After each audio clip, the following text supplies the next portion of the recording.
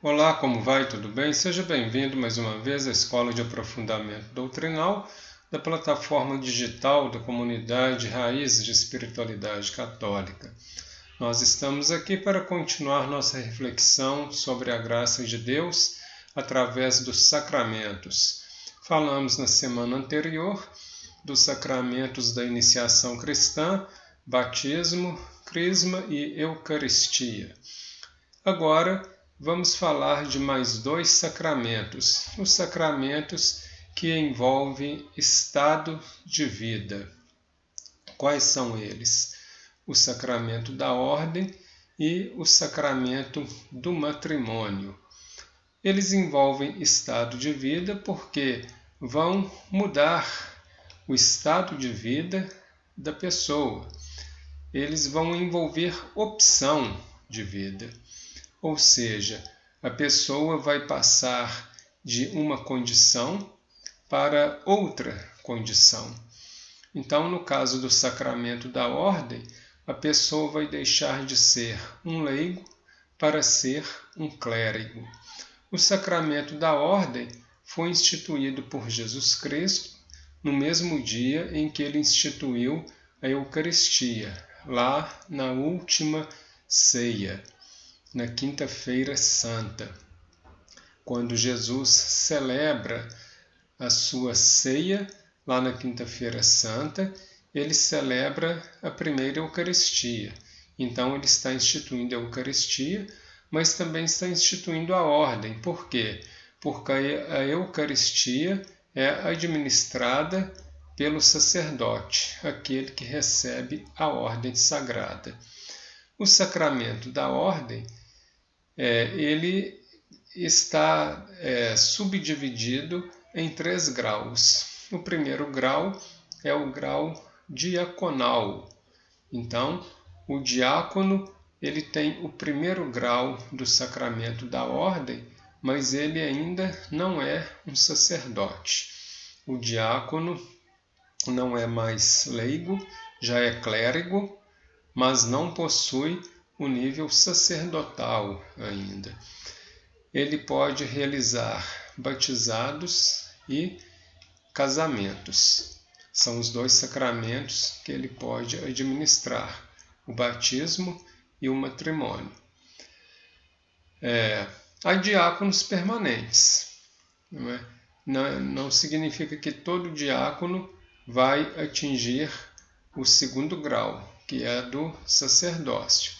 Existem arquidioceses que adotam o sistema de diáconos permanentes, como é o caso aqui da Arquidiocese de Belo Horizonte, e há outras que não. Belo Horizonte antes não adotava, agora já adota. O 2º grau do sacramento da ordem é o grau presbiteral, que já é sacerdotal. O presbítero é o padre. Então, o padre ele pode administrar os demais sacramentos, com exceção do próprio sacramento da ordem, isto é, um padre não pode ordenar outro padre. Isso aí é algo que está ali destinado ao 3º grau, que é o grau episcopal. Vamos falar daqui a pouquinho. Então, o padre ele pode administrar os demais sacramentos, com exceção da ordem. Mas e a crisma? A crisma não é o bispo que administra normalmente, mas o pároco, ele pode crismar lá dentro da sua paróquia também. Ele não é impedido disso, não. O padre ele tem poder para administrar a crisma. Então, o 2º grau do sacramento da ordem é o grau presbiteral, que já é sacerdotal. Ele é sacerdotal por quê? Porque ele pode oferecer o sacrifício. Sacerdócio, sacerdote, vem do latim sacer facere, que é fazer algo sagrado. Sacrifício é a ação sagrada, e o sacerdote é aquele que faz a ação sagrada. E o 3º grau é o grau episcopal, que é o bispo. O bispo está no terceiro grau, o grau mais alto do sacramento da ordem. Então, o bispo, e aí depois as outras denominações não conferem mais poder algum, são apenas questões de hierarquia, arcebispo, cardeal e o papa, que é o chefe da igreja, e também o bispo de Roma. Antes o papa era conhecido apenas como bispo de Roma, depois veio a denominação papa. Então o papa ele é o bispo de Roma de fato, ele é o bispo da arquidiocese de Roma, além de ele ser o papa, o chefe da igreja no mundo inteiro. O papa normalmente fica no cargo o resto de sua vida, mas ele também tem o direito de renunciar se ele quiser, como fez o Papa Bento XVI, e aí ele passa a ser um Papa emérito, ou simplesmente bispo emérito, como é o Papa Bento XVI hoje. O Papa Francisco é o Papa, e o Papa Bento XVI ele é um Papa emérito. Ele não tem mais os poderes de Papa, as decisões que o Papa pode tomar. O que o Papa faz que o bispo não pode fazer? Exemplo, nomear bispos. O bispo pode ordenar padres, pode ordenar outros bispos, que a gente usa mais o termo sagrar, isso aí o bispo pode fazer. Porém, a nomeação de bispos somente o Papa pode fazer. Um bispo ele só pode ordenar um padre como bispo se o Papa antes nomear esse padre como bispo. Um bispo nunca pode fazer o seguinte: eu vou decidir nomear o padre da minha arquidiocese como bispo. Não. Isso aí somente o Papa pode nomear um padre como bispo. E uma vez nomeado, ele vai decidir quem é o bispo que vai ordenar aquele padre como bispo ou sagrar aquele padre como bispo. O bispo nenhum pode tomar a decisão por si próprio de ordenar ou sagrar um padre como bispo. Então isso compete somente ao Papa. Também canonizar pessoas, beatificar e canonizar pessoas. Isso é algo que somente o Papa pode fazer. Decretar dogmas, somente o Papa pode fazer. Então o Papa tem um poder mais amplo de tomadas de decisões dentro da Igreja, porque ele é o chefe supremo, escolhido por Jesus Cristo para chefiar a Igreja, em primeiro lugar, lá na pessoa de Pedro, lá naquela passagem: Tu és Pedro, e sobre esta pedra edificarei a minha Igreja. E ali então, Jesus institui a Igreja e o papado como a base da Igreja, a chefia da Igreja, dando a Pedro as chaves da Igreja. Sobre esta pedra edificarei a minha Igreja. O que você ligar na terra estará ligado no céu, e o que você desligar na terra estará desligado no céu. Portanto, o sacramento da ordem é algo muito importante. É um sacramento que vai dar à pessoa a possibilidade de administrar os sacramentos, de gerir a Igreja. É realmente uma grande missão e é abraçado por vocação, é abraçado com a maior integridade do coração humano. Ninguém pode ser padre simplesmente porque acha bonito ser padre, mas ser padre é um chamado de Deus. Ser sacerdote é um chamado de Deus. Por quê? porque a pessoa está entregando toda a sua vida a essa missão. O matrimônio também é um sacramento que envolve chamado de vida. Ninguém pode se casar simplesmente por tradição, porque todo mundo casa, porque esse é o destino de todo mundo. Nós viemos ao mundo para nos casar e ter filhos. Não, não é assim não. O casamento é uma missão. Em primeiro lugar, o casamento é uma realidade antropológica mesmo da humanidade. As pessoas sempre se casaram, sempre se multiplicaram. Mas a importância dessa união entre homem e mulher é tão grande que a graça de Deus está presente ali. E Jesus reconhece isso. Jesus é interrogado pelos fariseus. É lícito dar carta de divórcio à sua mulher? Perguntam eles. Moisés permitiu isso, dizem os fariseus a Jesus. E Jesus responde a eles: é por causa da dureza do vosso coração que Moisés permitiu isso. Mas aquilo que Deus uniu, o homem não separa. Com isso, Jesus está dizendo, o matrimônio é indissolúvel. Indissolúvel. Então, todo matrimônio válido é indissolúvel. Ninguém pode dissolver. Na história da Igreja, temos lá o caso do rei Henrique VIII, que era muito amigo do Papa, mas se apaixonou por uma outra mulher que não era a mulher dele e pediu para o Papa anular o seu casamento para que ele se casasse com essa outra mulher.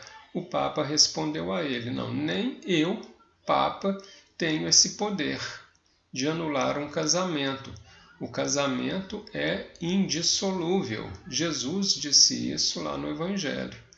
Então, se Jesus disse que o casamento é indissolúvel, quem sou eu, o Papa, para passar por cima da palavra de Jesus?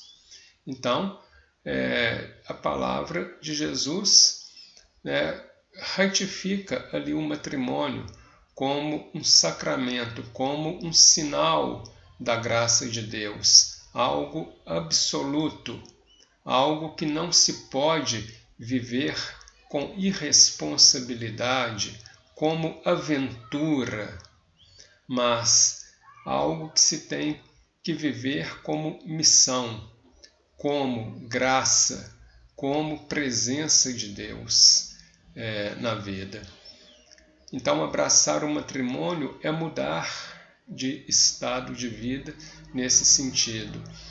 Antes, tinha-se uma vida individual, uma vida somente para mim, uma vida somente para um. Depois do matrimônio, assume-se também uma vida diante do outro. E essa vida de um para o outro vai resultar em multiplicação, em geração de família. E isso aí jamais pode ser banalizado. Infelizmente, é muito fácil a sociedade banalizar o matrimônio. Não deu certo, um para um lado, outro para o outro lado. Vamos tentar de novo, vamos fazer uma nova experiência e, infelizmente, a intolerância é algo que faz com que os matrimônios terminem com muita facilidade. Os exemplos mundanos é algo que faz com que o matrimônio termine com muita facilidade.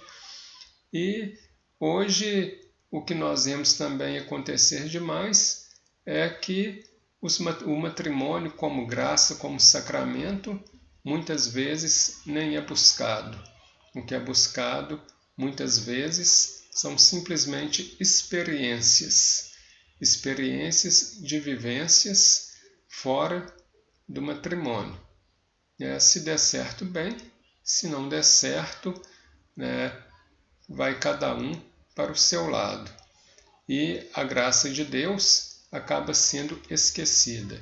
Então nós temos que lembrar o seguinte, que a vivência humana de casal, de homem e mulher, uma realidade de procriação, de construção de família, é abençoada por Deus como um sinal de graça. Jesus retifica isso lá no Evangelho.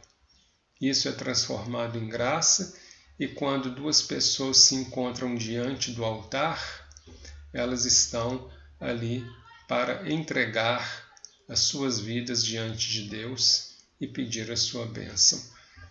Na hora do matrimônio, na celebração, nós temos ali uma simbologia muito bonita.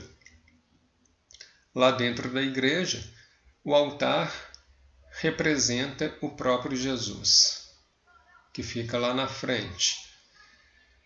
Então, ali no momento da entrada, o noivo fica ali perto do altar. Ele está simbolizando o próprio Jesus.